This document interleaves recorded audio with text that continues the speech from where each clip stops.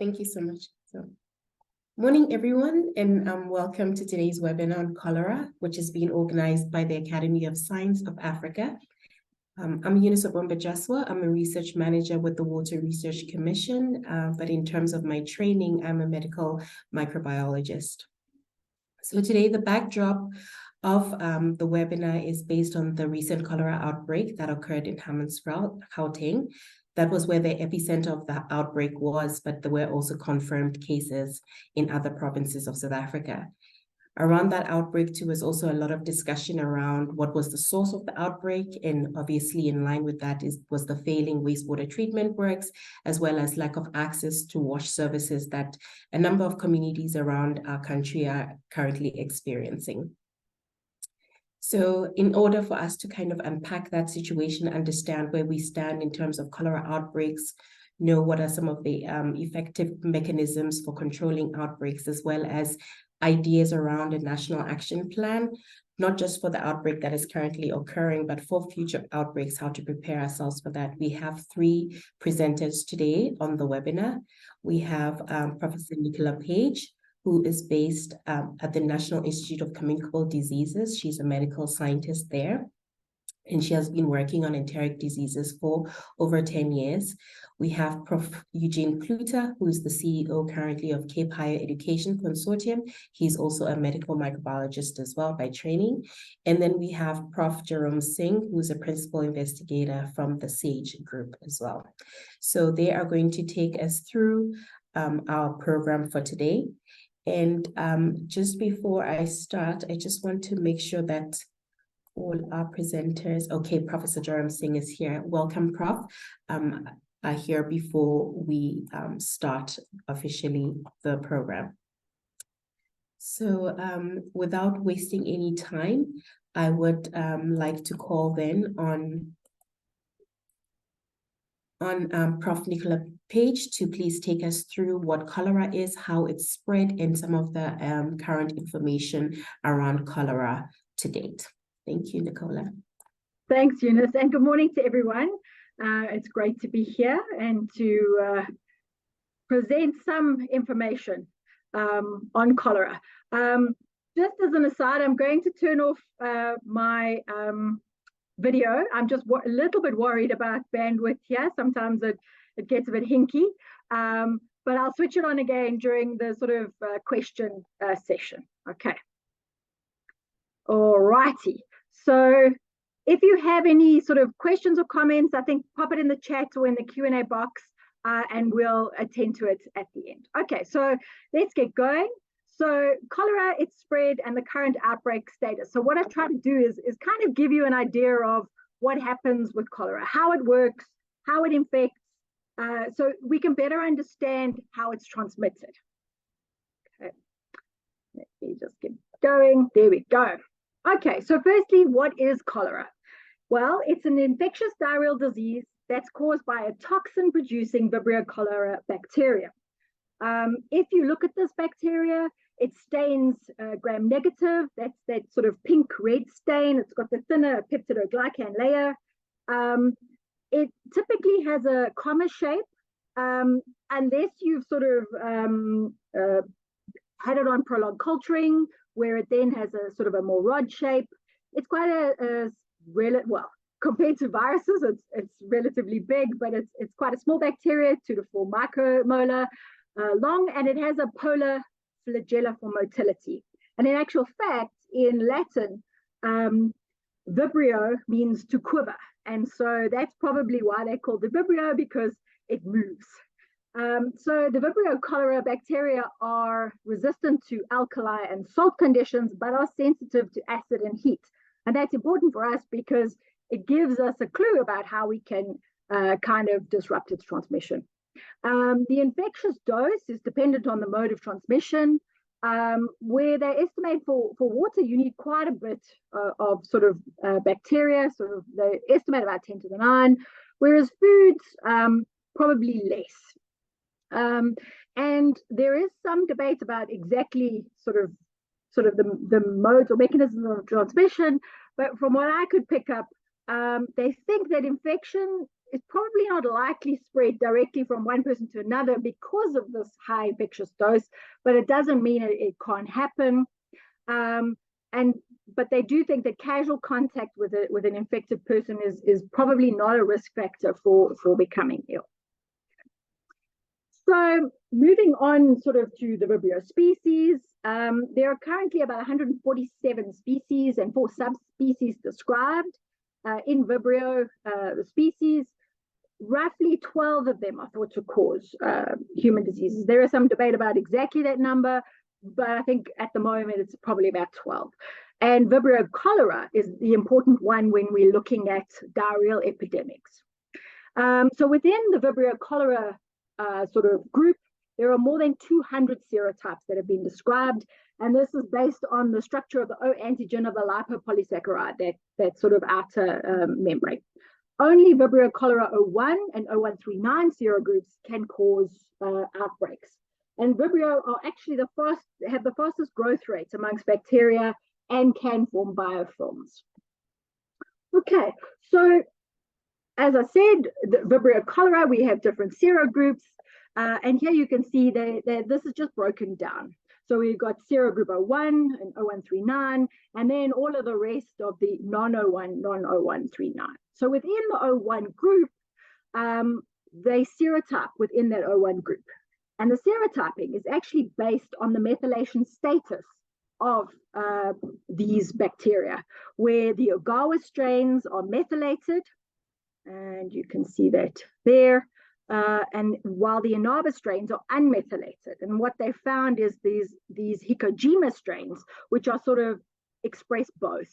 And what they think is that Ogawa and Inaba can co-circulate during an outbreak, and sometimes you can have a switch from one to the other, but that the Hikojima serotypes are probably rare, or maybe they just seldom find them.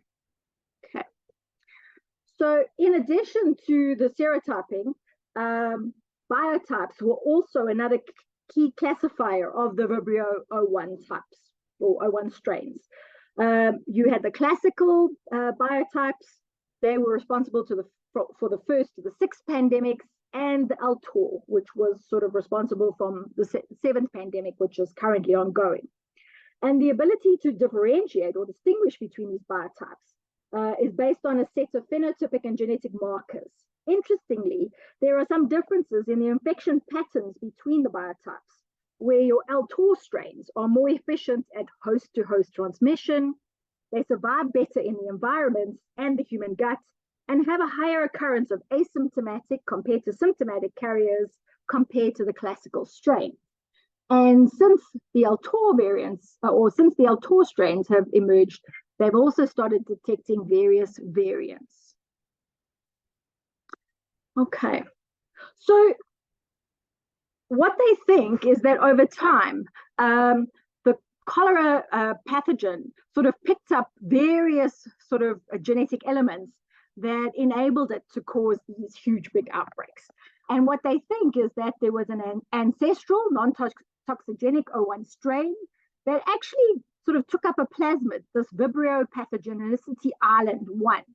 And with it taking up this Vibrio pathogenicity island, it incorporated into its genetic material, and this VPI1 actually encoded a toxin co-regulated pilus, or TCP. And what this enabled this first non-toxigenic 01 strain to do is actually have a receptor for bacteriophage CTX, which is cholera toxin 5. Okay, so now the bacteria could take up this bacteriophage that actually encoded the cholera toxin, and in addition took up another sort of Vibrio pathogenicity island, okay, VPI2. And this is how the classical 01 cholera strain, they reckon, developed, okay. And then what happened is once you had the classical strain that was responsible for the sort of the first 6 pandemics, then you had divergence between this classical strain and a new Altor biotype. And they think that the Altor biotype came about due to the acquisition of a distinctive bacteriophage, which is this cholera toxin Altor, as well as 2 additional sort of pathogenicity islands, which they call the Vibrio 7th pandemic island, VPS 1 and 2. And then this led to this sort of development of this L-tor strain. And now with the sort of additional mutations or variants that they're seeing, is they think they're picking up additional sort of genetic material in the environment. Okay. And so that's sort of how they reckon that the cholera evolves over time. Okay, so once ingested, cholera must rapidly adjust to the acidic conditions, because if you remember, I said to you that cholera are sensitive to both acid and heat. And they do this by sort of putting together this acid tolerance response. And the way they do that is they produce this arsenal of proteins. And I've listed some of them there, the porin, OMP-U, some of the transcription regulators, CAD-C and HEP-A, and many more. Okay, so they try and sort of put out this protein arsenal to help them get through the acid of the stomach. But despite these proteins, only a few Vibrios actually reach the small intestine. And this is probably why the infectious dose is quite high, and why probably with water, which has probably got less buffering, you need a lot more. Whereas potentially with some foods that maybe have, you know, sort of a better buffering capacity, you maybe need less in terms of the infectious dose. So once they're through the stomach and they manage to get through, they get into the small intestines. Their job is not over yet. They actually have to cope now with additional antimicrobial agents, things like bile salts and antimicrobial peptides. And they do this again through that OMP-U and OMP-T proteins. Okay, so then once they've kind of released those proteins, then they have to penetrate the mucus layer. And I said to you they were 2 to 4 micromolar in length, and now they have to penetrate this huge mucus layer, which is like, you know, over 100 times the size, 100 to 400 micromolar. And they do this through that wonderful polar flagella. So they use it to kind of burrow into that mucus layer to reach the epithelial cell surface. They also produce a mucin enzyme, HEP-A and TAG-A, to kind of help break down a bit of that sort of mucus so that they can actually get to the surface of the epithelial cell. In addition to this, if they didn't have enough to worry about, they have to overcome colonization, okay, with other gut microbiota. And they do this by activating a type 6 secretion system. And this basically operates as a molecular syringe that kills bacteria competitors when they come into contact with the cholera bacteria. So I think they're pretty damn smart. Okay, so, and here in this, you can see the first one, the first sort of picture there, how the cholera bacteria are penetrating that mucus layer. So after the initial attachment of cholera to the intestinal epithelial cells, it's mediated by this GBPA protein. And actually, the GBPA feedback loop is quite good, because basically GBPA stimulates mucin production by the epithelial cells, which in turn stimulates BPA production by cholera. So it's kind of a good feedback loop.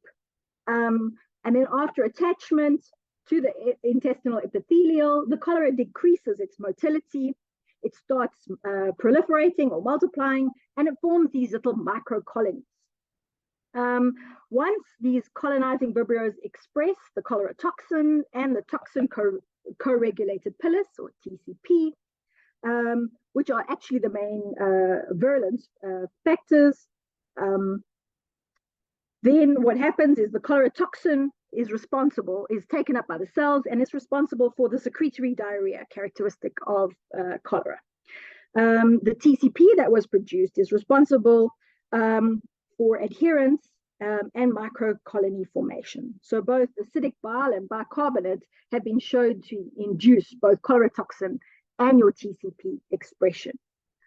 So once the little microcolonies are formed and the toxins being produced, in the late phase of infection, what happens is these microcolonies of Vibrio reach a high cell density, and the nutrients in your intestine actually start decreasing. So then the bacteria know it's time to leave the party. And so consequently, the Vibrio switch from a rapid replication to bacteriostasis. And they actually downregulate the expression of your major virulence factors. And what happens then is some of them become motile, and they detach from the epithelial surface, moving into the luminal fluid. And this process is known as the mucosal escape response. Individuals without effective antibiotic treatment may shed Vibrios in their feces for up to 10 days after infection, releasing the bacteria into the environment and increasing the risk of further infections downstream. So numerous experimental and epidemiological studies have documented that cholera infection induces protection against reinfection for at least 3 years in most patients who recover. In this respect, the cholera disease itself confers greater protection than people who basically get cholera but don't develop symptomatic disease. Okay. Alrighty, and this is basically just to show you how the toxin, the cholera toxin, which is that little sort of multicolored stick figure on the one end. You can see there's CTXA, A1 and A2, and the blue is the CTXB polypeptides. So as I said, the cholera toxin is secreted externally through a type 2 secretion system. And then what you have is a cellular uptake by the epithelial cells of the cholera toxin. And this uptake occurs via endocytosis and is mediated by the binding of that CTXB, that little green peptide, to the GM1 ganglioside receptor, which is located on the surface of the intestinal epithelial cells. And then what happens is the internalization of the cholera toxin is aided by that NANH protein. So although GM1 is considered the primary receptor of your cholera toxin, recent studies have suggested that CTXB, that little green protein, also binds to the histoblood group antigens. And there's some speculation that part of the reason in India your blood groups or the people with HbAs for blood group O and B are so prevalent is because of cholera. Additionally, cholera toxin can be released as a cargo inside outer membrane vesicles, which protects the toxin from degradation by intestinal proteases, potentially preserving its toxic effect for longer periods of time. So after the cholera toxin is internalized, the cAMP signaling in the intestinal epithelial cells is impaired. And this results in a massive release of electrolytes and water into the intestinal lumen, and this is what leads to diarrhea. There are other accessory toxins that are produced by cholera that can also contribute to impaired epithelial barrier function and the development of diarrhea. And basically the diarrhea, if you ask people, will tell you is often described as rice water stool due to its pale, milky appearance.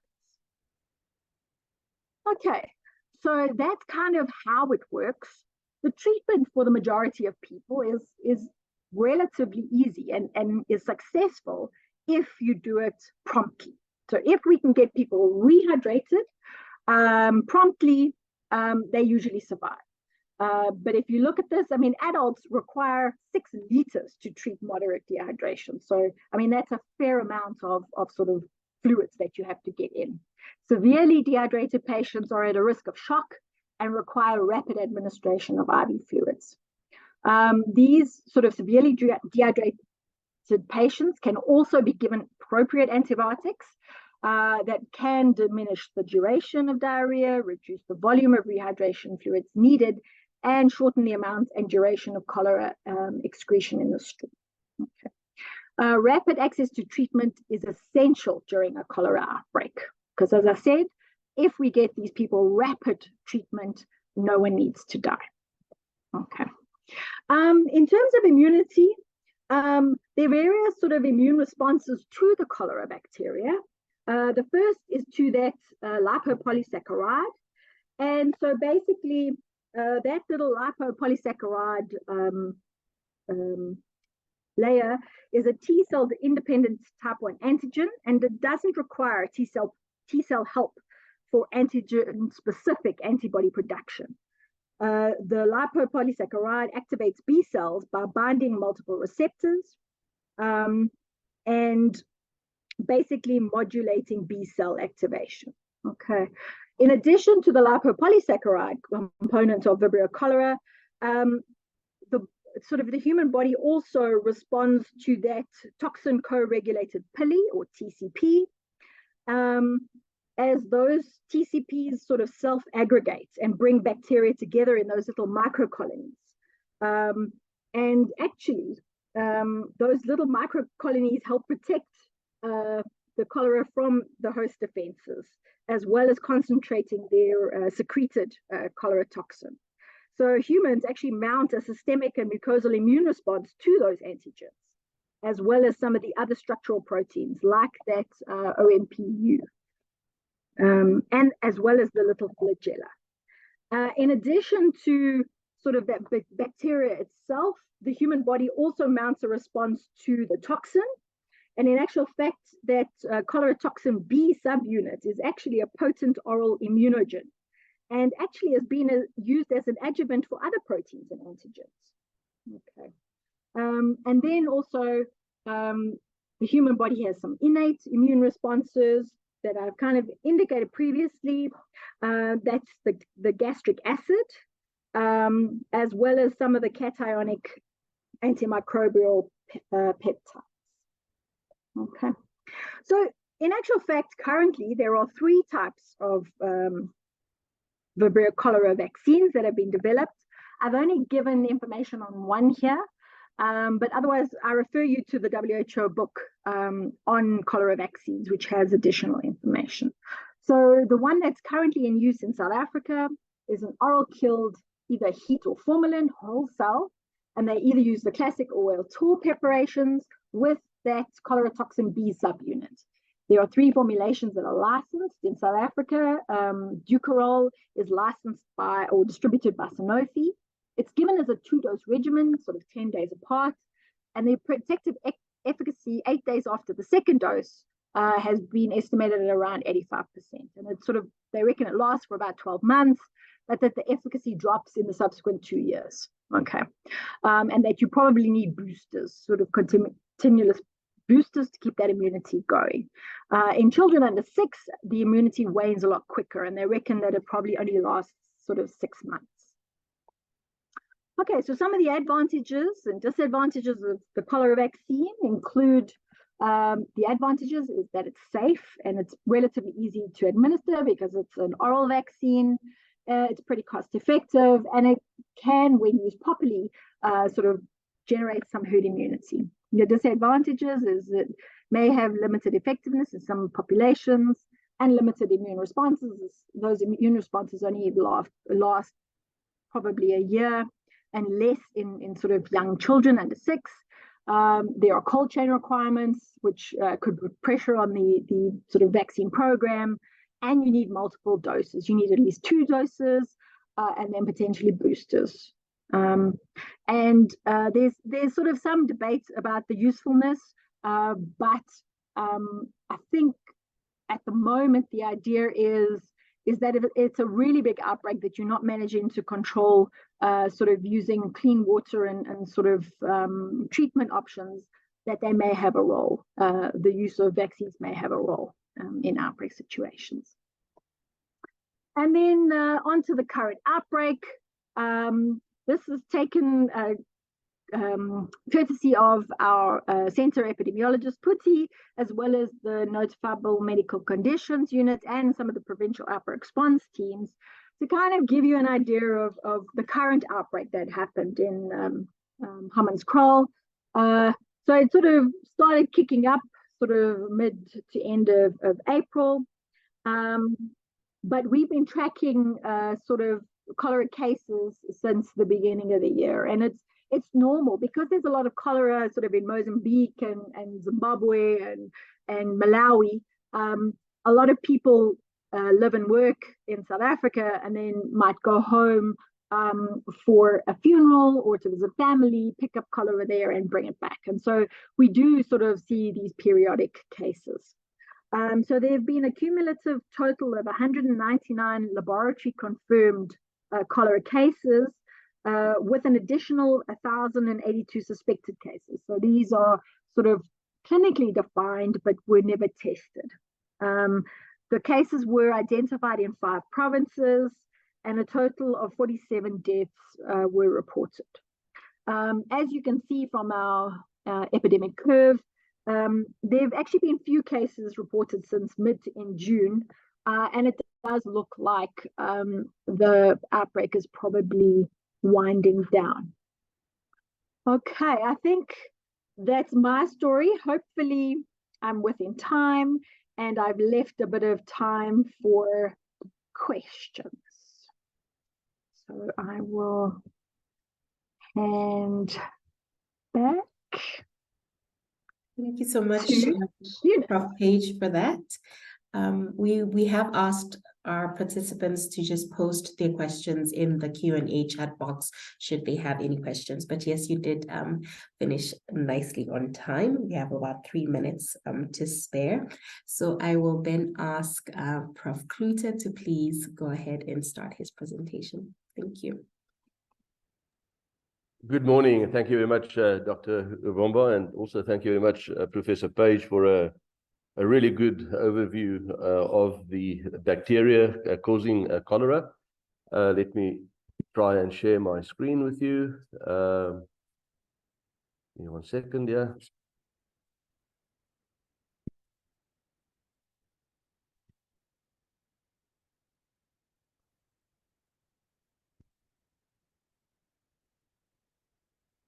I'm getting a message here that says, just let me know if you can see my screen. Still coming up. Yes, we can see it. You can please go into slideshow mode. Okay, I'll be doing that now. There we are. Yeah, thank you very much for the invitation to share with you a few insights on critical factors that may prevent cholera outbreaks. I also want to state this. This is a very true statement, which was made by the World Health Organization many years ago, actually. It says that there is no single type of intervention that has greater overall impact upon the national development and public health than does the provision of safe drinking water and the proper disposal of human excreta. It's an important statement to make, and a very true one. If we look at the situation worldwide, still over 1 billion people don't have access to safe drinking water. 2.6 billion people lack adequate sanitation. 1.7 million deaths every year related to unsanitary water sanitation. And about 1/3 of the world's population live in countries with moderate to high water stress.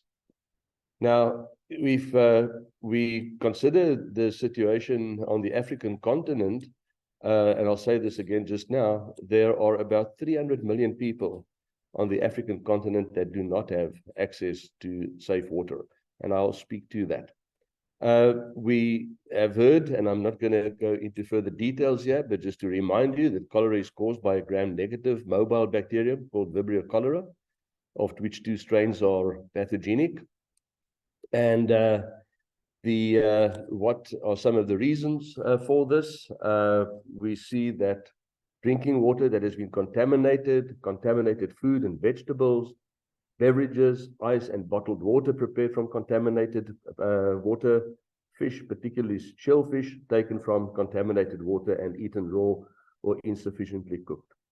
I will make a few statements around the importance of providing safe drinking water and also give you some ideas on how I think this can be achieved in developing countries. So a little bit of history here. The 7th cholera pandemic crossed into Africa in the 1970s. Since then, we've experienced a number of important cholera cases from neighboring countries.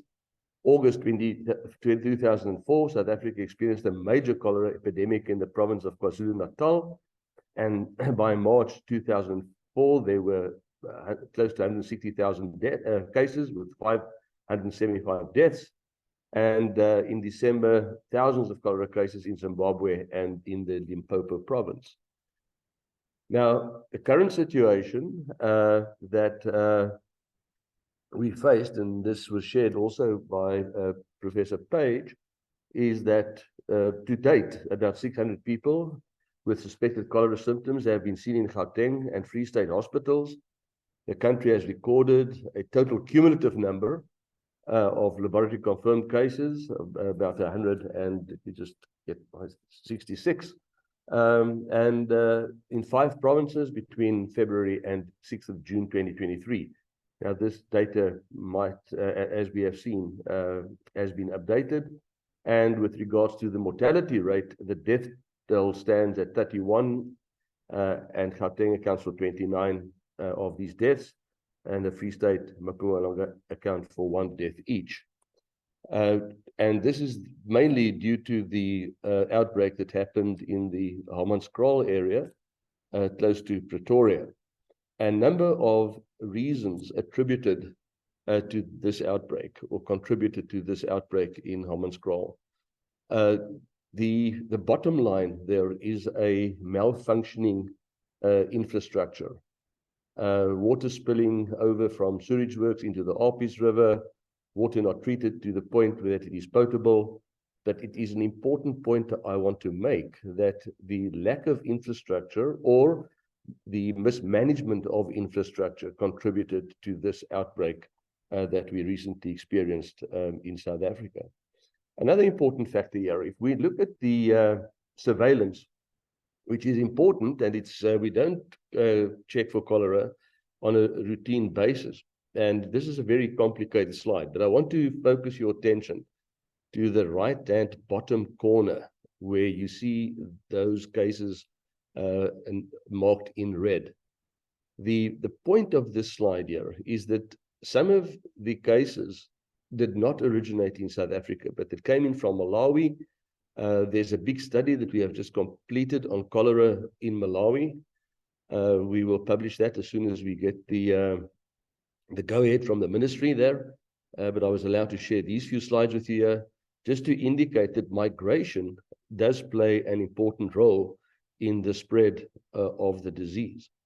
The case in Malawi escalated, the cases, as a result of the rain season that came in, and a lot of the original cholera strains came in with people that work in Malawi, primarily from Pakistan. So just bear that in mind. We did a study some years ago when we had this big cholera outbreak in KwaZulu-Natal. And I want you to have a look at the slide here. It looks pretty complicated, but just one dot there on the screen indicates 50 cases of cholera. Now, here's the important point. If you look at the sanitation system employed there, and I want to take you right to the top of the slide, we have a very dark little province there. You will see that there is 100% of the cases there we're using the bucket system for sanitation, but no cholera. There was not a single case of cholera there. We look at Utrecht, the same kind of thing, but right, the very darkest part of this map here indicates an area where there was no improved sanitation, but yet no cholera. And then you will see that as the bucket system is eradicated, by the way, that the dots start to get fewer. Now, this makes an important point, this particular slide, and that is that the spread of cholera has to do more with the provision of safe drinking water than what it has to do with improved sanitation.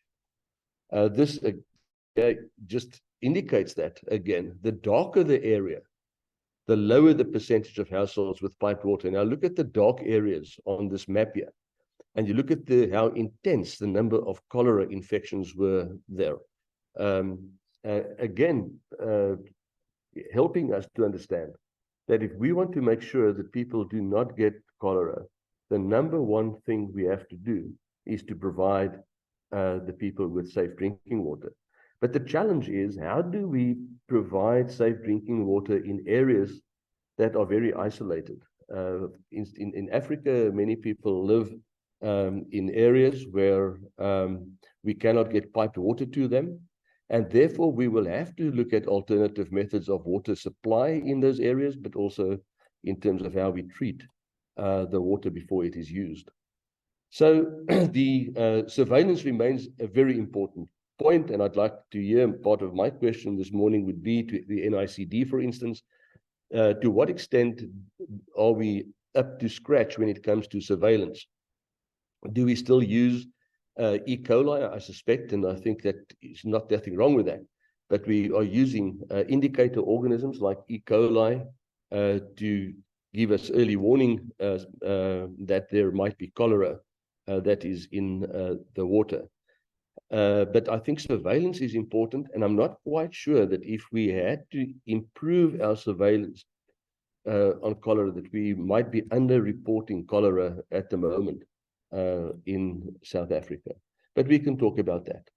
So let's look at some of the problems we face. On this slide here, you see our dwellings scattered over the hills. It is not possible from an economical point of view to get piped water to every dwelling. So we have to look at the decentralized way of treating the water. And I'm going to share with you one or two ideas. And it has to do with appropriate technology. We did some really interesting work on rainwater harvesting in informal settlements with the idea to have the water provision decentralized. And you see the setup, one of the setups here. And then to say, well, what is the quality of the water that we harvest and how do we treat that water? In order for us to do that, we set up a system where we were harvesting rainwater. And then further, we went on the left-hand side here, you'll see that's the little system where we harvest untreated rainwater. And then what we did was we used solar heating to pasteurize the water. So we borrowed from the dairy industry where they pasteurize water at 75 degrees centigrade for about 15 seconds. What we then did was we pasteurized the rainwater ranging for temperatures between 55 degrees to 91 degrees centigrade for about 1 or 2 minutes. And it is a gravity-fed system, which meant that there was no electricity required here. And we merely used the sunlight to increase the water temperature. The system was installed next to the rainwater harvesting tank. And then we monitored the survival of bacteria. The system was 100% successful. If you go to 80 degrees Celsius and above for 1 minute, this is the time that the water takes by gravity fed to actually go through the solar panels or through the solar system. And that is adequate to kill all the microbial pathogens. Then, of course, you don't drink hot water. The water can then be stored in a clean container, but it does provide a method to, first of all, harvest rain in a decentralized fashion, and then also to pasteurize the water in a decentralized fashion. So there are a number of advantages here. Only the use of the sun is used, that the temperature that we get from the heat of the sun is used to disinfect the water. No electricity, no fossil fuels, no chemicals, no pumps, widespread applications worldwide. And there's a niche market in developing countries, remote as well as in rural areas. We found 99.999% effective, simple, low-tech design, easy to install, minimal maintenance, no operating expenses, 25+ year life expectancy, and low cost. With our system, we could produce 800 to 1,000 liters of water per day, which makes it ideal for villages, health clinics, schools, hospitals, and so forth. Yet this technique is not used widely at the moment in the developing world. And I would advocate that. I think it is something that we could seriously consider.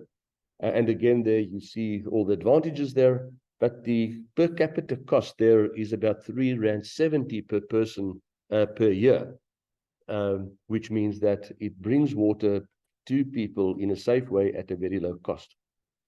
So then, of course, apart from heat and pasteurization, it is recommended that people use a household bleach. I am not much in favor of that because it's very difficult to get the right concentration, especially in areas where people don't have bleach to start with. And secondly, they would not know how much bleach to add. So the community interaction and training here and clinics and so forth becomes really important. But it would be much easier just to provide, instead of bleach, to provide a chlorine solution. And there are a number of other products on the market that are safer to use than household bleach. This is really an emergency sort of treatment. And that then also takes into consideration that you must have bleach to your disposal. Another system developed in Switzerland, basically, is what is called sodas water disinfection. So with the sodas water disinfection method, you take the water, this could be preferably out of a river, or water that you have collected from rainwater harvesting. You put that into a plastic bottle and you then expose this to the sun. And what then happens is that the ultraviolet irradiation goes through the plastic, and it also provides potable water. It is pretty effective. However, it is not as effective as heating the water to temperatures of 90 degrees plus. So a number of things that need to be in place here, and I want to start to wrap up here. I think surveillance remains absolutely key, and I think we should really think of how do we improve that in South Africa. We also need to intensify our education and community involvement. And I also noticed that we have people from the Water Research Commission who funded the project, by the way, and I want to acknowledge them on the pasteurization using sunlight. The chemical treatment is an option, of course. Vaccines, we've heard, is critical, a critical option. Proper sanitation, improved sanitation must be there. Drinking water, absolutely important. It is the most important thing for us to focus on if we want to prevent cholera spread. It is, in fact, to provide people with potable water. And with those few ideas, I'd like to thank you for your attention. Thank you very much, Chair. Thank you so much, Prof. Pluto, for that. I think I will then hand it over to Prof. Singh to please take us through his presentation, sparking some ideas around a national action plan to prevent further cholera outbreaks. Thank you.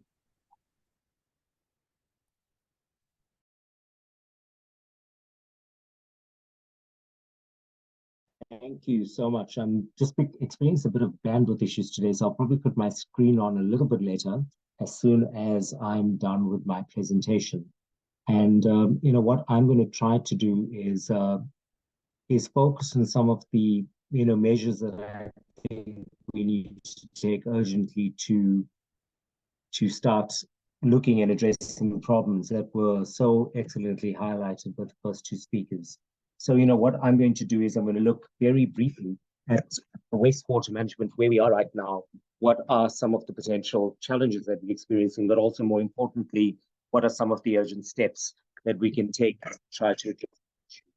So, I think what I want to start off with is just to say that, in my opinion, the loss of life to cholera in Hammanskraal and a few other places in South Africa was actually avoidable. It was not something that was certain to occur, but it was something that is avoidable. And I think more problematic is that it's symptomatic of a widening collapse of water treatment facilities almost nationwide.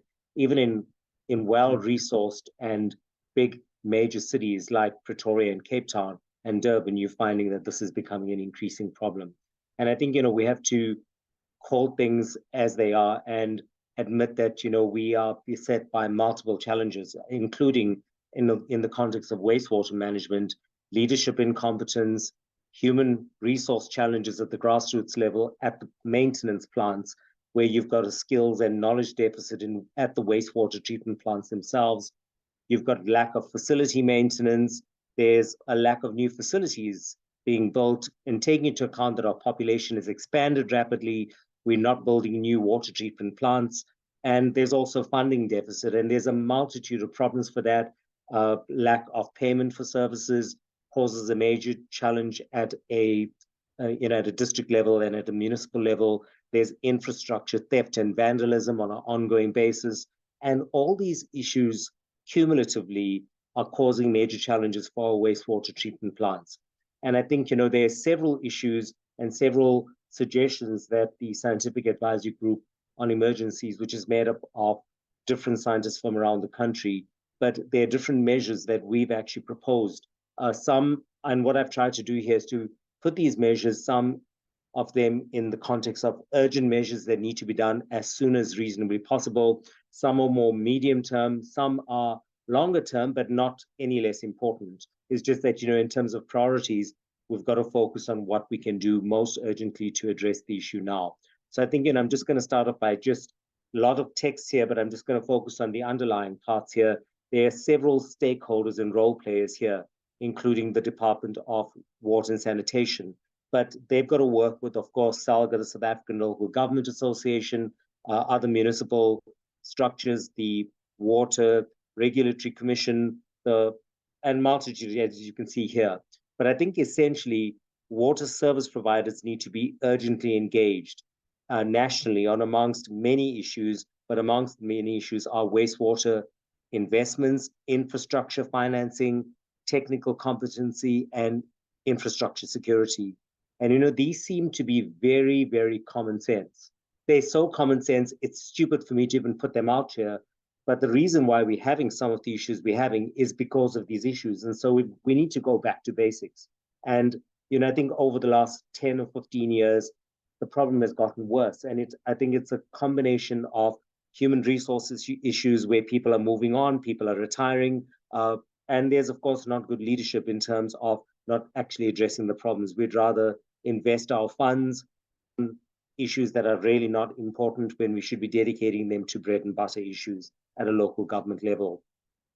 The Water Regulatory Commission has proposed certain measures. I think these are really important, but they need high-level political support from Cabinet, and that is to provide strategic regulatory experience, best practices, share this, train people, provide insight, advice, and guidance on pricing tools, water pricing tools. One of the major issues we have at a district level and at a municipal level for our metros is that there's insufficient revenue generation. There's a collapse of revenue. And, as we know, at the local government level, revenue generation is largely from property taxes. It's through the sales of services like water and electricity. And when there's a culture of non-payment or a growing culture of non-payment for a variety of reasons, including, people are very stressed financially, you're going to have no funds coming in. And when you have no funds coming in, this is what's going to now, of course, have a ripple effect on infrastructure maintenance. And, it's not just, of course, wastewater management, but we're talking about basic services like potholes, street lights. But amongst these issues are revenue collection. So I think, pricing tools and also training people on just the bread and butter on what are best ways of doing things, but also increasing transparency, accountability, competence, and operational efficiency. These things we take for granted are being done, but they actually increasingly are not being done. And we've got to ask ourselves, how do we get our top graduates in these fields who are engineers to go and work in a rural municipality to make sure that their water treatment plants work and so that people don't get cholera? It's really challenging. And I think we need to put our minds together and figure out these things. But I think also we have a major governance issue and concern in South Africa. And this requires governance reform and including legislative reform. And what we've recommended is that the different pieces of relevant legislation in South Africa need to be amended. And most importantly, we need to make it very explicitly clear which functions fall under water service provider and which functions fall under water services authority. So, for example, you may have a big entity like, for example, in KwaZulu-Natal, we've got the Umgeni Water Board. Are they a water service provider? Are they a water service authority? And if there's a problem, who's responsible for that? Is it a local government municipality? Some of these issues are actually not well defined. And some of the governance gaps come in the context of a gray area. So I think, Department of Sanitation and Water also needs to introduce a water license system for water service providers. And these have to be provided. You only get your license, your water operator license, if you meet certain competency and performance levels. These need to be gazetted. Minimum norms and standards for water and sanitation services need to be gazetted. And of course, our service providers need to be held. We also have to measure outcomes. And the outcomes here is how many people are getting cholera? Are people actually getting reliable services? Are we getting safe and adequate water? So it's not just a matter of giving a license and then once the license is provided that the service providers do what they want, but we need to ensure that we are auditing competency and performance levels and that we also measure outcomes as well. I think also what we also need is that we also need other regulatory reforms. I've got them on here. I don't want to go through them in too much of details, but I think essentially where there is dysfunction, and there are many, many municipalities and local government authorities at a district level that are completely dysfunctional now. And I do feel, I think everybody who's on this call feels for the residents of those municipalities where there's seemingly no one coming to save them. And I think part of the challenge is that we've got major governance gaps in the context of DWS sometimes finds it difficult to actually take over dysfunctional water service providers, because at the end of the day, the way our regulations and our legislation currently is structured is that this is something that is a local government authority. National government can't step in. So what needs to happen, of course, is that we need certain laws to be reformed to enable and to make it much easier for dysfunctional water service providers to be taken over and put under administration. I've got all the different relevant parts here, but essentially there's a lot of specific pieces. It's very technocratic and it's quite boring, but the bottom line is that we need the nuts and bolts of our Water Services Act to be amended to enable the National Department of Water and Sanitation to take over technical services, revenue collection. These are things that have been put in law long decades ago, but it's because of these regulatory challenges, you can't find that the National Department can't really step in quickly enough to actually take over these things. So I think these are very important issues at a governance and at a policy and regulatory level that need to be addressed. They unfortunately are such important issues. If we're going to have an emergency arising, we need, and if, for example, the local authorities are unable or unwilling or incompetent to deal with the issue, we need the big guns to step in. I'll carry on, looking at what else needs to be done in terms of an urgent basis. As I mentioned very briefly, we've got incorrect billing and also a failure to collect revenue. And this is fueling runaway debt to the water boards, and it's contributing to major systemic failures across the country. And this is having a major impact on wastewater treatment facilities.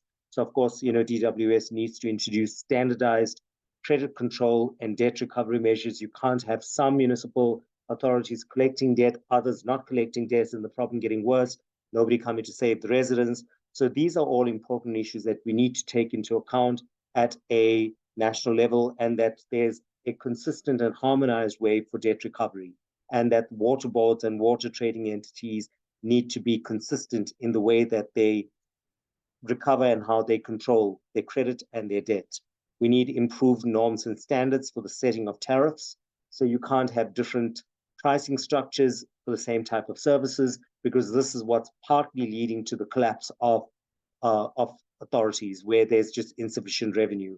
It needs to be priced, but of course, importantly, the prices that are being charged for the services need to be equitable to facilitate and ensure that the poor and indigent continue to get access to water, because this is a constitutional right. It's an important human right that people have access to water, and this cannot be denied on the basis of non-payment. So we need to have equitable pricing strategies. Continued in terms of the urgent reforms, in terms of what we need to do. Most importantly, I think this is what frustrates people, is that there's not really any accountability and there's major governance gaps. There doesn't seem to be anything that is done to water services officials when they fail to act, when they fail to ensure that basic maintenance is done, or they fail to take into account a 5 or 10-year plan to take into account increasing population. So at the end of the day, what we're asking for is that water officials who are in charge of water treatment facilities and any other service provision, they need to be subject to consequence management. We just find reports are being done, Auditor General is flagging issues, there's multiple issues that are being flagged, nothing happens. But at the end of the day, if people are dying, and this is as a result of direct negligence where it is foreseeable that this is going to happen, people need to face disciplinary action, and where applicable, they need to face criminal charges. Because unless you have an accountable system, you're going to find we're going to have continued cholera outbreaks and continued deaths when this is a very, very preventable and avoidable situation. We also need DWS in collaboration with the Department of Cooperative Governance and Traditional Affairs. We need to actually promote what is governance. We need to promote awareness in terms of what is expected of public service officials. I think a lot of people who are disadvantaged experience really poor services, but they're not really certain what can be done, who should be acting. But what we need to do is we need to actually increase public awareness, and we need people to become aware of what their rights are. We need to make them aware of what accountability is, and also we need to promote responsible stewardship of water and wastewater management. And of course, most importantly, I think in terms of accountability, DWS should irrevocably commit to publishing the annual Blue Drop reports in the interest of public health, transparency, and accountability. This report was stopped many, many years ago. It's now restarted, but essentially it was stopped because it is embarrassing DWS. And this is not a good enough reason to do this here. So at the end of the day, we need these reports to come out because our scientists and those in the field can only monitor, and you can only do surveillance, and you can only figure out what's happening in the country if we actually have accountability and transparency. Now, these are more medium-term things. They're not as urgent as the first ones, but it doesn't make them any less important. I think that we really do need to pump a lot of resources into building our skill sets in the country and capacity building. So the Department of Science, Education and Innovation, in collaboration with the Department of Labor, should prioritize the funding of skills development and capacity building.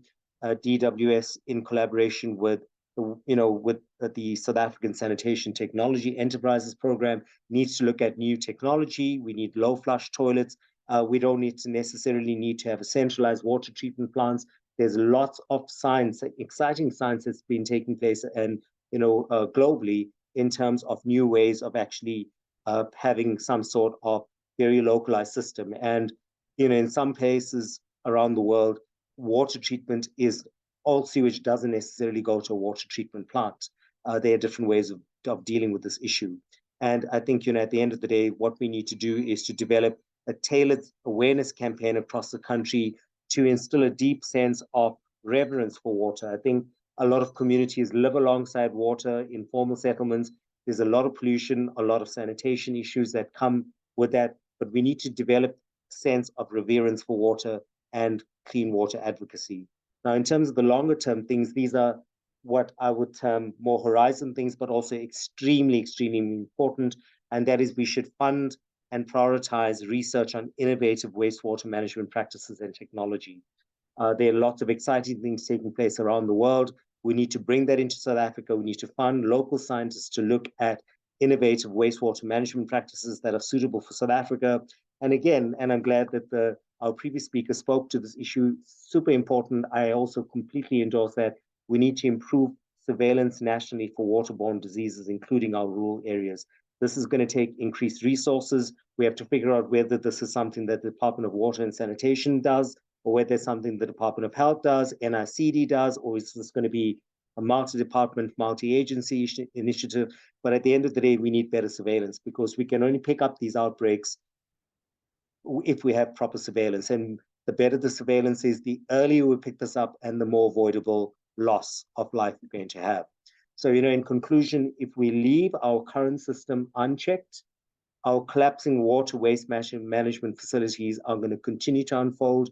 It's going to precipitate multiple concurrent health and environmental emergencies. We've been speaking about the cost to human health on this talk. I think it's very, very important to also bear in mind that this is also an environmental catastrophe as well. When you have wastewater management or poor wastewater management and poor water entering our rivers and our streams, it kills unknown number of life forms in our ecosystems. So it's not just a human health emergency, it's an environmental emergency. And I think we need to act urgently to avert this kind of scenario. So, my talk was to kind of like bring home some of the governance gaps that we have in the country. And I think, these are some of the issues that I think require very, very urgent attention. Some, as I said, are more immediate, and some are, quite dry and boring in the context of nuts and bolts of legislation and regulations that need to change. But governance needs to change. And longer term, we need to increase our funding, and we need to use our very limited resources that we have in South Africa more wisely. So I'll end there. Thank you very much. And thank you to my colleagues for laying out the very, very good case for the science and the health issues behind our recent cholera outbreaks. Thank you so much, Prof. Singh, for that, giving us a very nice and thorough overview about water service provision in South Africa, the state of our wastewater treatment and drinking water treatment plants, and the necessary governance issues that need to be addressed to ensure that all members of our country have access to safe water, sanitation, as well as hygiene facilities. So thank you very much for that. So it's about 11:02 now, and we are going to go into our Q&A session. I would ask that anybody who has questions can also please raise their hand up. The host has gladly accommodated that as well. And then also, if you don't feel too comfortable raising your hand, you can please go ahead and type your questions in the Q&A box. Okay, so I think before Prof, okay, we have Prof. Maggie on the call, so maybe she can, with her hand up. So will you give her access to please speak? She has access, she can go ahead. Okay, great. Prof. Maggie, you can please go ahead. Okay, good morning, everyone. I'm happy to see Prof. Clotet. It has been a long time. Prof, good morning. So I wanted just to add some information on the water and sanitation safety plan. In the country, we have separated water, sanitation, water safety plan, and sanitation safety plan. Most of us, when we talk about sanitation, we look at only on the wastewater treatment. Sanitation is not only a matter of wastewater treatment, but we have to look at on open defecation. We have a project that we've been working for the last 5 years with a group of my students on an integrated water and sanitation safety plan.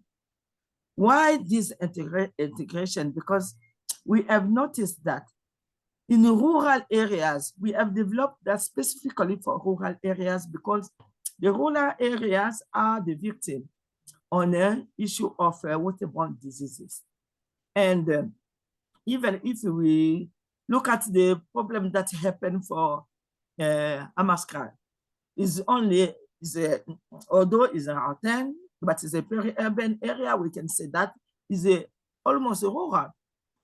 Those people, they don't have access to proper sanitation or adequate drinking water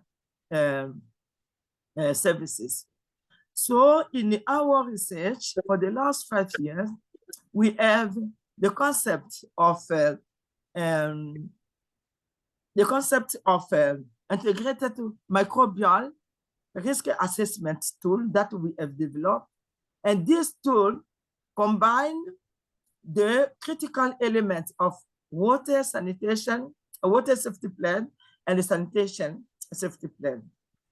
This, we call it CIMRA, is an interactive web-based tool that conducts quantitative microbial risk assessment for drinking water to determine the probability of risk of infection from different water sources and to identify the primary source of fecal contamination, because we have to identify where the fecal contamination comes from, and that is what causes waterborne diseases. And once we have identified that, now we can deal and found the solution. For example, in rural areas, now we are working with the household. The household, we have to educate them to take care of their own water. Yeah, not only to wait for the municipality, because they collect the water from the rivers and they drink that water directly without even testing that water. And what we are doing now with this mom, we focus mostly on women. We have the hydrogen sulfate. The hydrogen sulfate determine absence and a presence of fecal contaminants in drinking water. Once they have those strips, they can see that the water, if it's black, means that the water is contaminated. And if it's yellow, the water is not contaminated. And once the water is contaminated, they can use the system, the technology, basic technology that Prof. Luther also was talking about. They can use the sun, they can use the hydrogen, the chlorine, or they can boil their water. Because that, from the baseline, from the household, they can limit the disease, the waterborne disease, once themselves they know that the water that we are drinking is of bad quality. And on the side of sanitation, we found the water that they drink, the rivers that they collect the water, there are also the fecal matters that can be of animal origin or human origin. And once we know the source of that, we can also educate the people, because the people are sharing the water with the animals, and the animals are defecating around the water. And the government must find a place, because in rural areas, people depend on those animals. They can find a way how to prohibit the animals to come near the water sources. And that is the aim of that single integrated microbial risk assessment. And also the surveillance is very important. Then the household, they can do the surveillance of the water that they drink, because we found also they have the pit latrine, and those pit latrine are not 50 meters as it's indicated is required. They are just near the houses and contaminate even the water inside the house when they come to the toilets. They come when the water is stored at the level of the household, and the water is contaminated. When they come from the toilet, they don't wash their hands, and we have to emphasize at the level of houses the wash, the wash system, because it's very important. That is where the water, even if they treat the water, even if they give them the water of high quality, but at the level of the house, if they don't take themselves, they don't consider the management of the water at the house level, the water will be contaminated and the people will be always sick. So we have to combine wash together, means integrated water sanitation, integrated water and the sanitation safety plan in one, that we can see the management even of our water resources and also at the level of the house. So we will be running that workshop in the country. We want the Water Research Commission to take us, to give us also the municipality, because we know the municipality that we have been working in Limpopo. If we can get also other municipalities, we have developed the web tool that will help them to fill the information on the quality of the water from the household until the river. So this is what we are doing now, and we are requesting your intervention to help to get the people on the board, the municipality, that we can present all that we have done for the country and the tools that we have developed for the country to prevent waterborne diseases in the country. Okay, thank you so much. I wanted to add.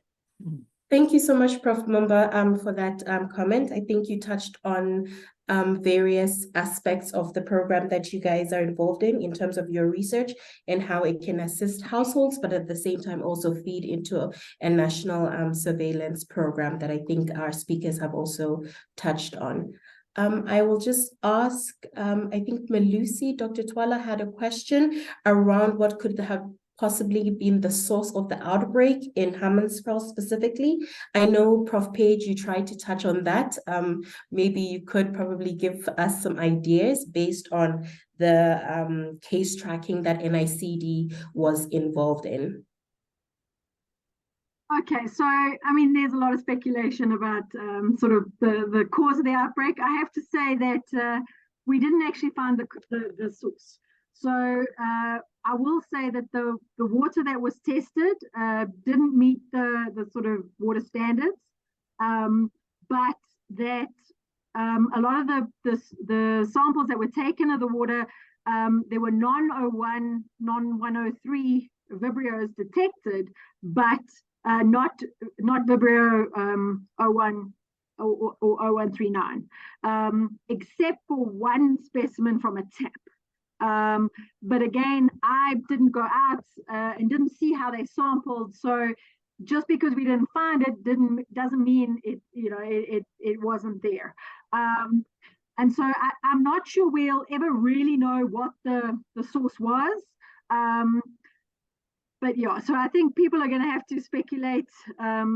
The fact that the water was bad or not great probably didn't help matters at all.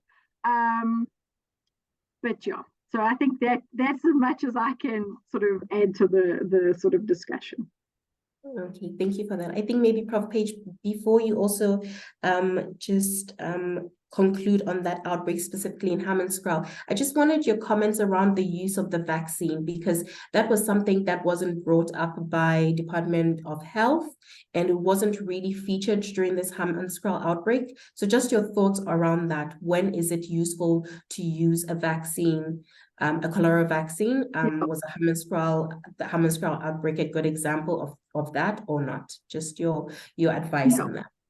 Okay, so I think there were discussions about whether we should use a vaccine, whether they thought it was the right thing to do. I think part of the reason that they didn't was that they would have had to have secured a supply of vaccine in a short amount of time, and I think by the time they'd managed to kind of secure that vaccine, I think the outbreak was already on the way down, and I think that's part of the problem, is that you saw that you need 2 doses and they have to be 10 days apart, or you have to have sort of time between the 2, and then you only develop an immune response. And so I think if it's a really big outbreak and you want to kind of prevent it from spreading even further, that's great. But I think where it's a more localized outbreak, and so then I think you've got to sort of weigh it up. And I know, like for a lot of the other African countries, they have sort of started implementing the vaccine, but I think a lot of those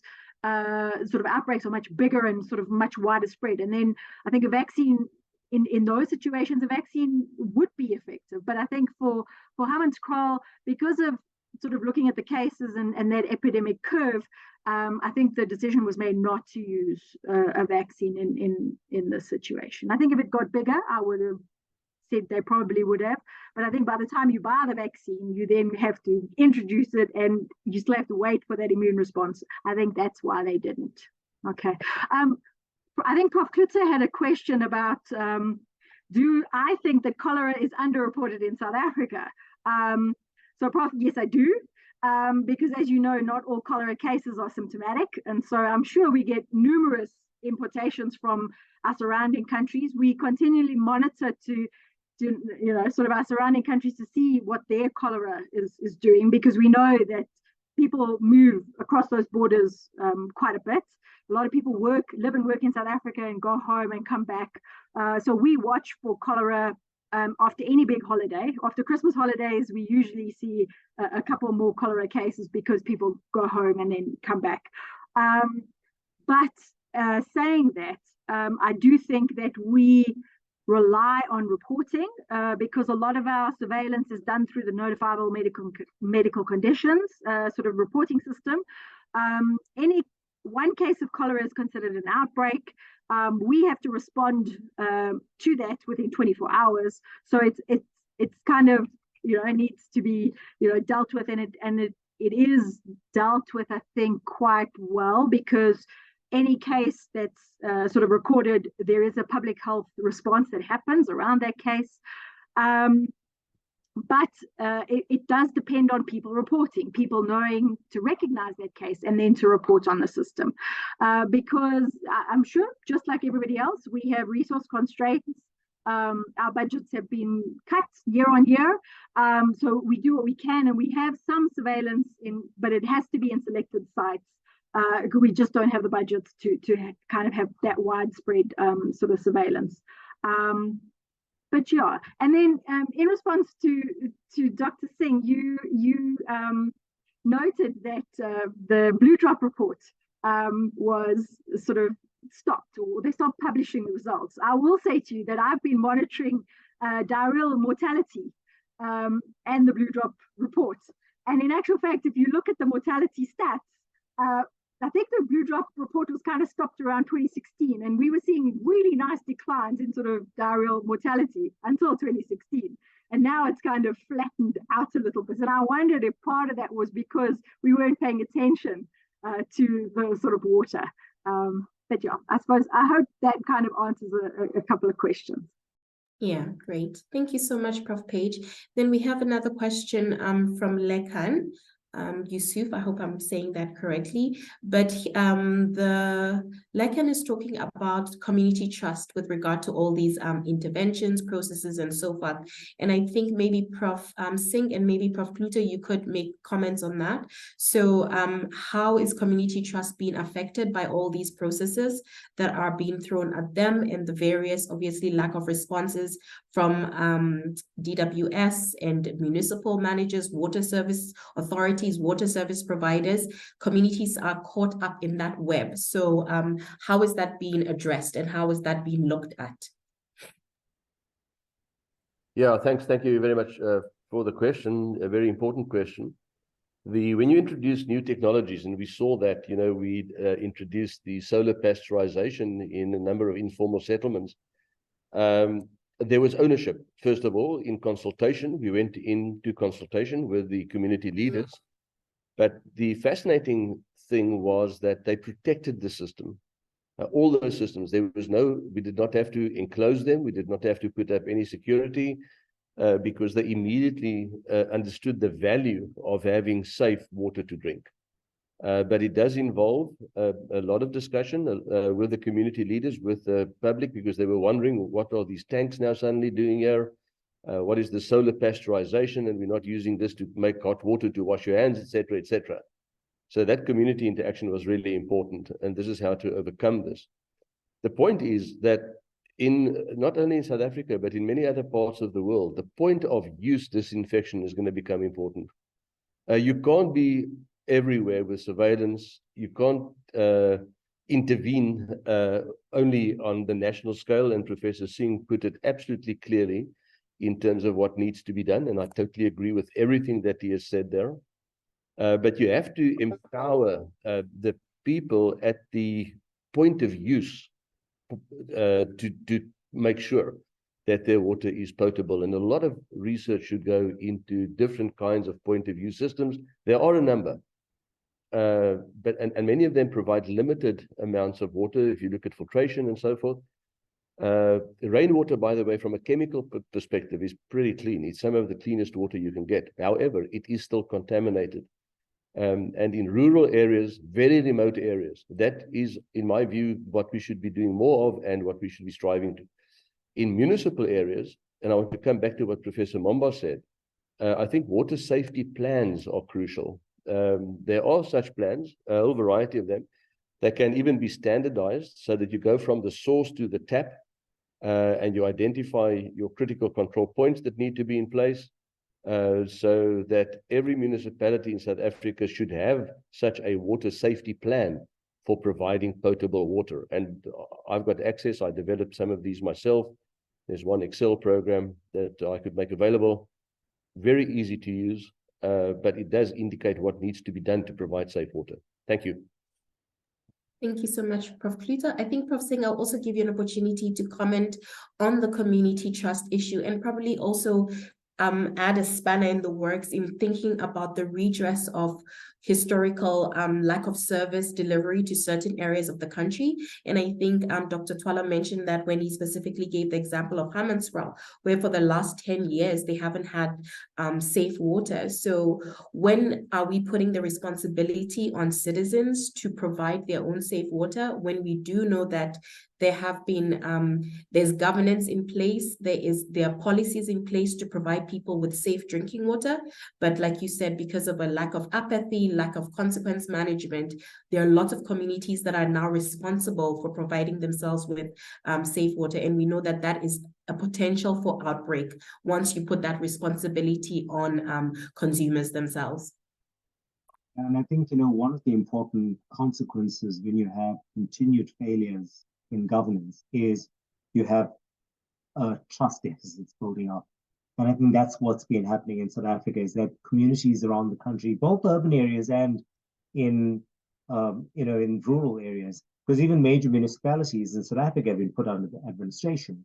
But when you have a trust deficit building up, you're always going to have mistrust. And I think part of the problem is that people lose faith in the system when they say absolutely no consequences and nothing changes. It's not the first time Hammanskraal has had water quality issues. It's not the first time that this has been flagged as a problem, but nothing happened for 10 years. And now you've got this major loss of life, not just one or two, but a significant amount of lives were lost. And now there's more attention on that. And it'll be interesting to see in 5 years' time, has anything changed? Has anything changed in 1 month or in 2 months? And I think part of the challenge is that there's no consequence management. So, I think what we need is a two-pronged strategy. We need consequence management for people who are in positions, but who are not either qualified to hold those positions, they're not competent, or they're apathetic, to deal with this issue. But also at the same time, the other side of the coin is that you need empowered communities. Empowered communities can actually force change sometimes. And I'm not talking about violent service delivery protests. That's one way of dealing with things, but not necessarily the best. If you burn down your dysfunctional water treatment plant, you've got nothing now. One of the ways to deal with this would be to empower communities, to put pressure on politicians who are elected. You don't get elected, you're not in there. And I think, the community sometimes has a pulse on what's happening. So you hear community members speaking about the fact that we have a dysfunctional water treatment plant because the politician's friend, relative, or whatever is the one who's providing the water tankers who are bringing the water to town, and they're getting a tender for that rather than fix the problem. They just basically, the resource are being channeled for some business opportunity. And I think we need to take these things and these concerns into account. Communities have their fingers on the pulse, they know what's going on. And at the same time, we need to empower community members to also really safeguard the infrastructure. We know that there's massive infrastructure theft, copper theft, and vandalism of our water treatment plant facilities. And it's the community that have their ears on the ground that can be the first ones to report that type of thing. And we need responsive security services as well. I think communities are central to ensuring that we have functional water treatment plants in the country. It's demand driven. They need to be the ones to demand these services, and to also not vote in people who are not going to actually be providing those services. So we need to empower communities. And at the same time, empowering communities means giving them the skills and the knowledge to hold people accountable. It means training them on what are the ways of actually ensuring that we have water that is possible, that is safe to drink, and also what is surveillance, how does this work? We have to empower communities, and community engagement campaigns are so important, but they never give any resources. No resources are dedicated to community engagement initiatives. But I think, these are the things that we really do need to have. If the private sector can come on board in terms of providing resources to empower communities by increasing the awareness and knowledge and to hold people accountable, that would be good, because it's become clear that local governments in particular are definitely not going to be funding community engagement initiatives to empower communities to question them. We need maybe the private sector to step in or some other role players to step in, civil society organizations as well, to play the role in empowering communities, because it's only at the community and grassroots level. We can't have dysfunctional plants taking place for 10 years and communities being disempowered or not knowing what they can do about this. We need them to know what they can do about this. And at the end of the day, we need politicians who are going to go on to the ground at the grassroots level and see what's going on. We can't have our politicians sitting in ivory towers in Pretoria. We need to actually go down and see what's happening at a community level. Okay, thank you so much, Prof. Singh, for that answer. We also had another attendee who had wanted to make some input on water and sanitation management. I'm not sure whether they are still around and want to still make that input. I can give them a minute or so to do that. If you can just put up your hand if you're still around. Okay, I don't see any hand going up, so I think, Prof. Kluter, please go ahead. Yeah, no, I think I want to just ask perhaps a question to Professor Page. She mentioned the mortality rate emanating from diarrheal diseases. It would be interesting to know, and perhaps you have that information, on how many of our children in rural areas do not attend school at any given point in time because of diarrhea. At some point, we had some information on that, because the impact can be massive, not necessarily only because of cholera, but, well, that's one thing. I would like to know what that mortality rate is. At some point, it was said that 1 out of every 5 children under the age of 5 died in South Africa as a result of a waterborne infection. So 2 things, the mortality rate, and do we know how many children are not attending school because of diarrhea?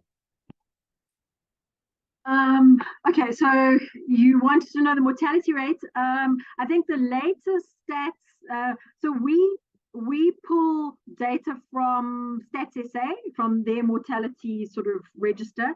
And I think kids under 5, the last mortality number attributable to diarrheal diseases was about 2,000 kids under 5.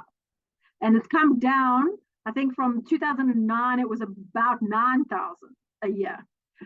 So, I mean, there have been great strides made in terms of kids under 5. We've gone sort of from 9,000, above 9,000 deaths a year, to now to 2,000. I still think 2,000 is too many. For me, I want to see a big zero. But yeah, in terms of kids under 5, that's the mortality that we're currently, the information we have. In terms of kids not attending school, that data we don't have. There might have been a study done, and they would have given sort of numbers, but we don't have any sort of numbers. But I will tell you, if you look at some of the data from the SDGs or the Millennium Development Goals, they reckon that every sort of rand you spend on improving water and sanitation, it actually delivers multiples in terms of sort of the whole community, not just in terms of health, but in terms of people being educated and the environment and being able to sort of uplift. So unfortunately, I can only half answer that question. Sorry, Prof. Thank you very much, Professor Page. I do think that there should be a research program funded in South Africa to determine school absenteeism as a result of the inadequate supply of potable water. Now, imagine if that's 20%. Imagine what the impact of that would be on education in South Africa. And I'm just mentioning a number here. Hopefully, it's not 20%. But I do think we should consider doing such a study so that we get a true grip on that. Last comment to Professor Singh. You are absolutely right. I've thought of wastewater treatment specifically. Wastewater contains a huge amount of resources. There's a lot of carbon there. There's a lot of phosphate, a lot of nitrate, lots of sulfates, and so forth. And research should intensify on how we turn these wastewater treatment plants into businesses where you provide and where clean water is a byproduct, but where people will actually fight over the municipal wastewater, and you turn these into factories, into biofactories where you produce value-added products and create jobs and so on. Because at the moment, wastewater treatment is a grudge for a municipality. It's a cost. There's not much over and above that. And we need to turn that paradigm around where it becomes an asset and not a cost. Thank you, Chair.